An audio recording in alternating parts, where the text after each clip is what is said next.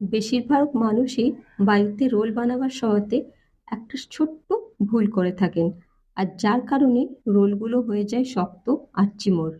তাই আমি আজ সেই ভুল এড়িয়ে একদম পারফেক্ট ভেজিটেবল ফ্র্যাঙ্কি পনির রোলের রেসিপি শেয়ার করে দেখাবো, যেটি বাইরে থেকে হবে একদম ক্রিস্পি আর ভেতর থেকে হবে সফট আর জুসি।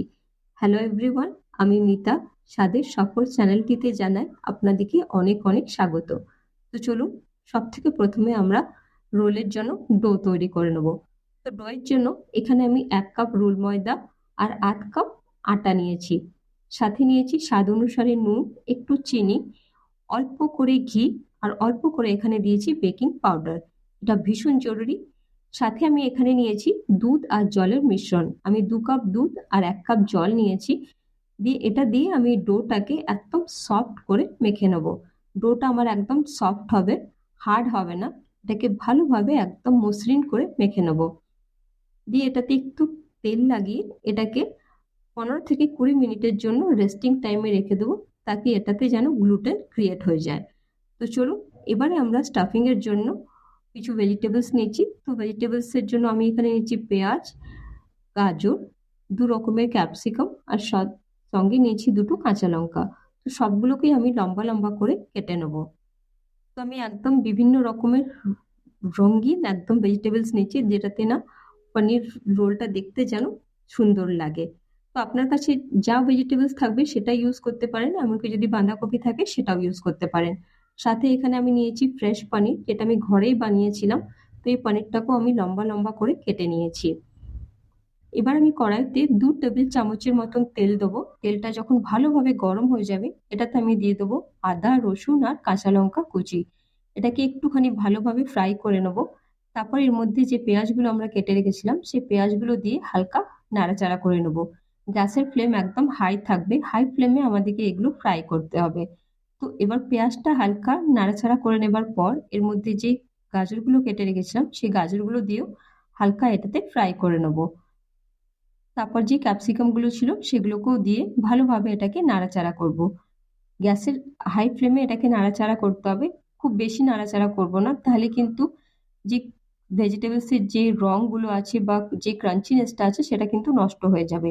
এবারে আমি এখানে কিছু সস অ্যাড করব। এখানে আমি নিয়েছি 1 টেবিল চামচ শেজওয়ান সস, 2 টেবিল চামচ এখানে নিয়েছি টমেটো সস, আর 8 চামচের মতন এখানে নিয়েছি আমি সয়া সস।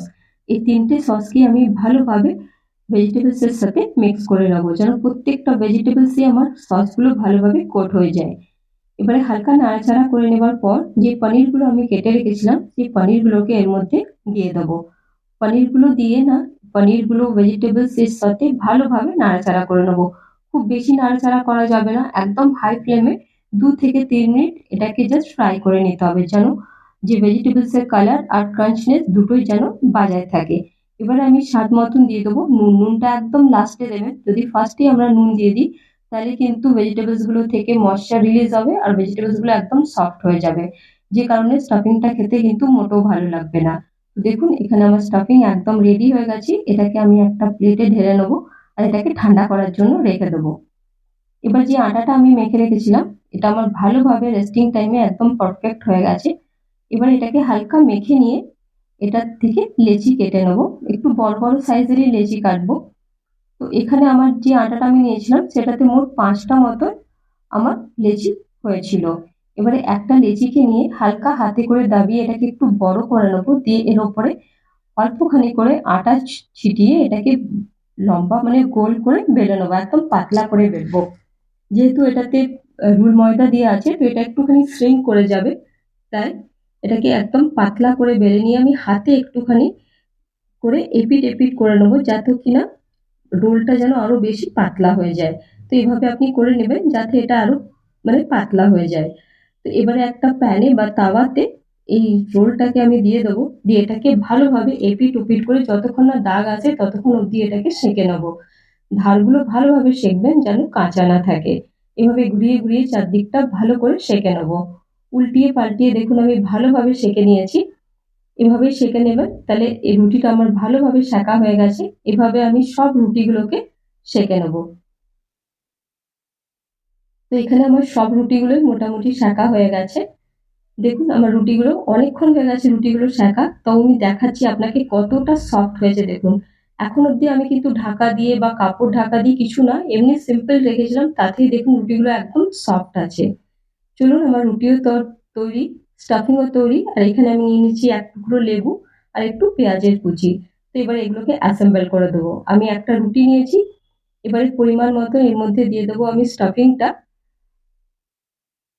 এবার উপর থেকে দিয়ে দেবো যে পেঁয়াজগুলো আমরা কুচি কুচি করে রেখেছিলাম সেগুলো। এটাতে এটা টেস্টটা আরো দুর্দান্ত আসবে। সাথে উপর থেকে দিয়ে দেবো কিছুটা লেবুর রস। এবারে দুদিকটাই ভালোভাবে ভাঁজ করে নেবো, একদম টাইট করে ভাঁজ করতে হবে যেন রোলটা খুলে না যায়। যেভাবে দেখুন ভিডিওতে দেখা যাচ্ছে, জাস্ট এভাবে ভালো করে আপনাকে রোল করে নিতে হবে একদম টাইট করে। আর নিচে যে পোর্শনটা আছে সেটাকে ওপর দিকে ফোল্ড করে দিতে হবে যেন রোলটা থেকে যে স্টাফিংটা আছে সেটা না বেরিয়ে যায়। তো আমার একটা রোল এভাবে একদম তৈরি হয়ে গেছে। তো এটাকে আমি সাইডে রাখবো একটা প্লেটের ওপরে। এভাবেই আমি সব রোলগুলোকে একে একে তৈরি করে নেবো। আপনি এভাবে একবার রোল বানিয়ে দেখবেন, সত্যি বলছি আপনি এভাবে তৈরি করে রেখে দেবেন, যখন যার খাবার হবে তখন একটুখানি আপনি ভেজে দিয়ে দেবেন। দুর্দান্ত খেতে লাগে, একদম শক্ত হয় না। আপনি যখনই খাবেন একদম নরম থাকবে আর একদম সফট থাকবে। তো এই রোলগুলো আমার তৈরি হয়ে গেছে। এবার আমি একটা প্যানেতে অল্প করে আপনি যেটা ভালোবাসেন, হয় তেল নাহলে ঘি নাহলে বাটার, একটুখানি ব্রাশ করে নেবেন, দিয়ে রোলগুলোকে ওর মধ্যে দিয়ে দেবো। এবারেতে রোলগুলো ওপর থেকে একটুখানি তেল বা বাটার ঘি যা কিছু আপনি পছন্দ করেন হালকা করে ব্রাশ করে দিয়ে মিডিয়াম টু লো ফ্লেমে এটাকে চারদিকটা একদম গোল্ডেন করে ফ্রাই করে নেবো। এতে কি হয়ে যাবে না, আমাদের ওপরের লেয়ারটা একদম গোল্ডেন ক্রিস্পি হয়ে যাবে। এটাতে রোলটা খেতে আরো দুর্দান্ত লাগে। তো বাস এভাবে হালকা হালকা করে চারদিকটা সেকে এটাকে একদম গোল্ডেন ক্রিস্পি করে নিতে হবে। তো ব্যাস এটাই আমাদের তৈরি হয়ে গেল আজকে, একদম সফট আর জুসি। এবারে ওপর থেকে একটা টিস্যু পেপারকে এর মধ্যে ফোল্ড করে দিতে হবে। ব্যাস তৈরি হয়ে গেল আমাদের গরম গরম, ওপর থেকে একদম ক্রিস্পি আর ভেতর থেকে একদম সফট আর জুসি। ভিডিওটি যদি আপনাদের ভালো লেগে থাকে তাহলে প্লিজ ভিডিওতে একটি লাইক করে দিয়ে নিজের বন্ধু বান্ধব বা পরিবারদের লোকদের সঙ্গে শেয়ার করে দেবেন। আর যদি ভিডিওটি ভালো লেগে থাকে তাহলে আমার চ্যানেলটিকে সাবস্ক্রাইব করবার জন্য অনুরোধ রইল। তো অনেকক্ষণ হয়ে গেছে, এবার আমার প্রচন্ড খিদে পেয়েছে, আমি চললাম রোলটা খেতে। আপনারা ভালো থাকবেন, সুস্থ থাকবেন। দেখা হচ্ছে অন্য এক ভিডিওতে।